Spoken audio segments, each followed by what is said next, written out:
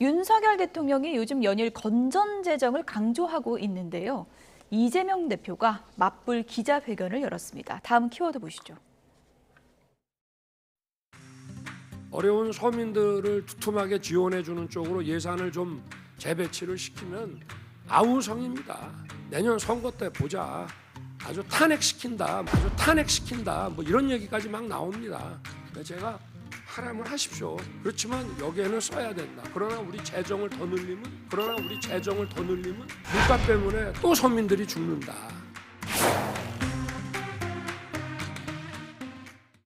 국민들은 경제를 살려달라고 절규하는데 윤석열 정부는 건전 재정이 중요하다라고 말합니다. 허리띠를 졸라매라고 할 게 아니라 이럴 때는 경제 회복을 위해서 정부의 역할을 확대해야 합니다. 이 지역 화폐를 통해서 신속하게 내수를 회복하고 지역 경제와 골목 경제를 살려야 합니다. 교통비 부담을 줄일 수 있도록 청년 3만 원 패스를 제안합니다. 청년 3만 원 패스 관련된 재원 조달 마련은 어떻게 하실 건지. 저희 위해서 그 계산해 보셨나요? 청년 패스를 특별한 예산 수를 말하지 않는 걸로 구체적으로 좀 설명을 해주셔야 될 것 같습니다. 예산 소요액은 제가 정확하게 파악하지 못하고 있어서 후에 확인해 보겠습니다. 그러나 재정을 더 늘리면 물가 때문에 또 서민들이 죽는다. 이럴 때는 경제 회복을 위해서 정부의 역할을 확대해야 합니다. 네, 시정연설을 통해서도 윤석열 대통령이 연일 강조하는 건전 재정인데 이재명 더불어민주당 대표가 기자회견까지 열어서 장시간 설명을 했습니다. 재정 확대를 내가 나서서 강조를 해야 된다. 이렇게 의미를 볼 수 있을까요? 네, 어제 이재명 대표가 기자회견을 했는데요. 저는 먼저 이 점을 말씀드리고 싶습니다. 이재명 대표가 그 윤석열 대통령이 주장하신 건전 재정에 대해서 무작정 정쟁과 딴지 놓기를 하기 위해서 기자회견 것은 아니다. 다만 민주당은 서민과 중산층을 위한 정당인 것을 우리는 표방을 하고 있습니다. 그런 차원에서 건전 재정도 좋지만 서민과 약자를 위한 어떤 복지 예산도 그리고 민생을 위한 예산도 확대해달라라고 주장을 한 것이고요. 야당의 임무가 뭡니까? 정부를 견제하고 비판하면서 좀 더 좋은 방향으로 가기 위해서 역할을 하는 것이거든요.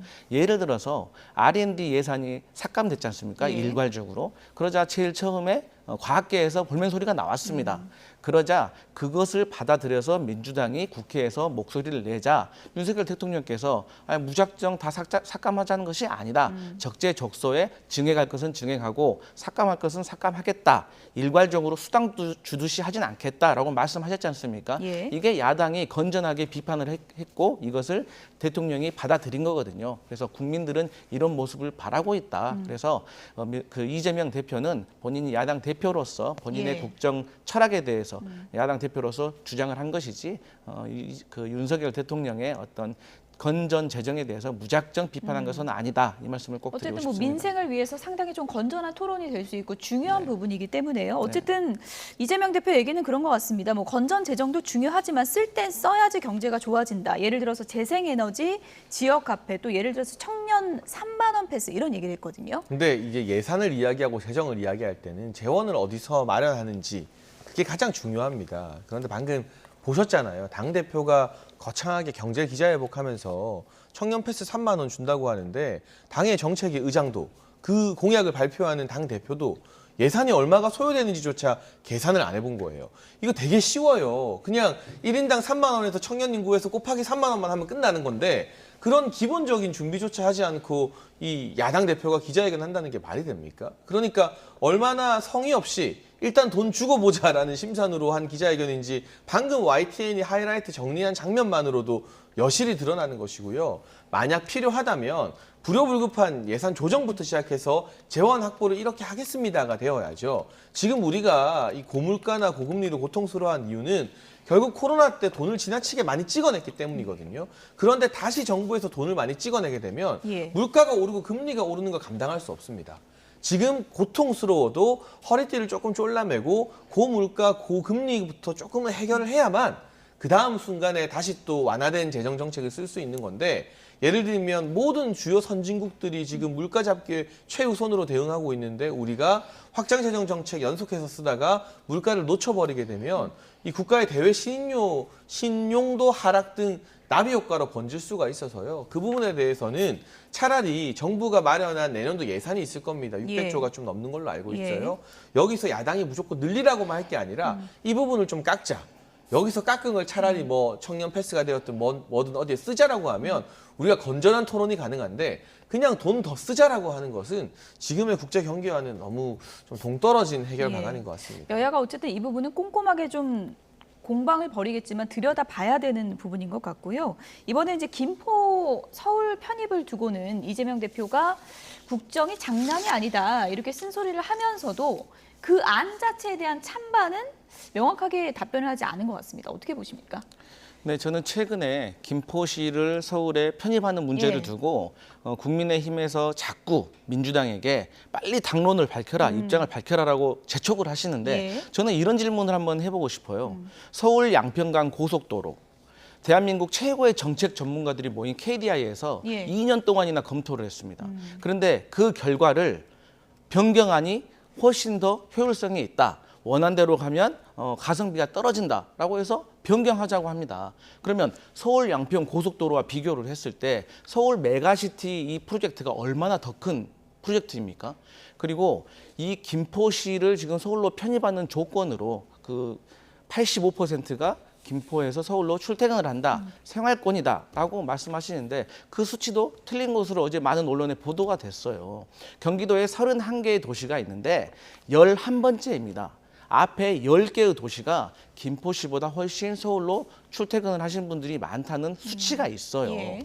그리고 85%는 다만 김포 골드라인을 이용하시는 분들의 85%이다. 그래서 이런 논란이 있습니다.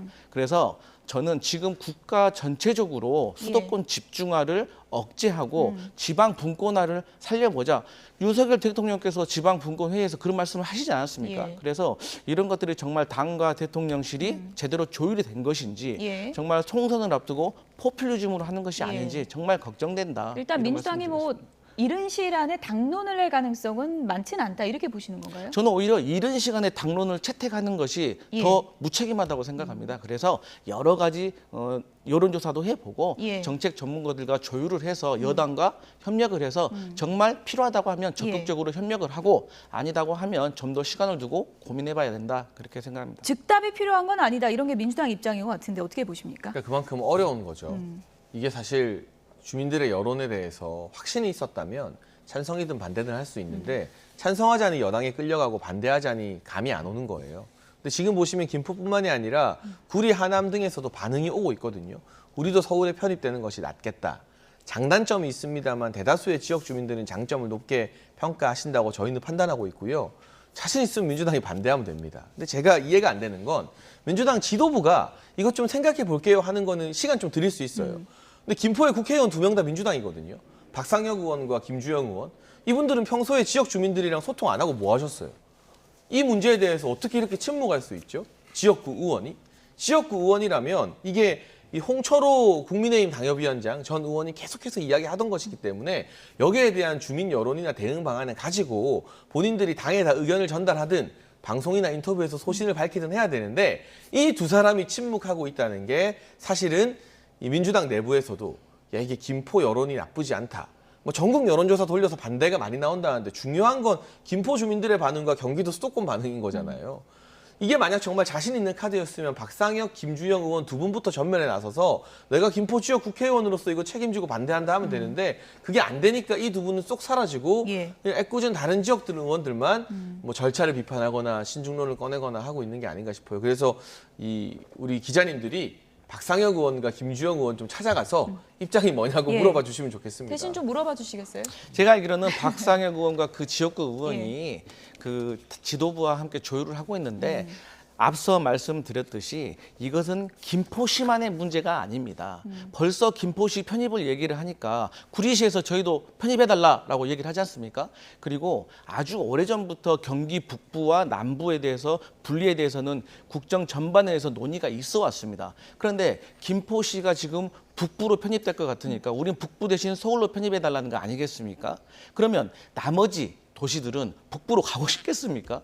그러면 이게 국가적인 분열을 조장을 할 수 있기 때문에 책임 있는 다수당의 국회의원으로서 발언을 조심히 하는 것이지 본인의 의견이 없어서 말 못하는 것은 아니다. 좀만 기다려 주시라 이런 말씀드리겠습니다. 끝으로 이제 국민의힘에선 특이발족하고 조경태 의원 위원장이 되더라고요. 지금 뭐 구리 얘기도 하셨는데 이 논의가 좀 더 이제 계속 확장이 되는 분위기인 건가요? 네, 조경태 의원을 특위위원장으로 임명한 것은 이게 단순히 김포만의 문제가 아니다라는 저희의 의지를 보여드린 것이고요.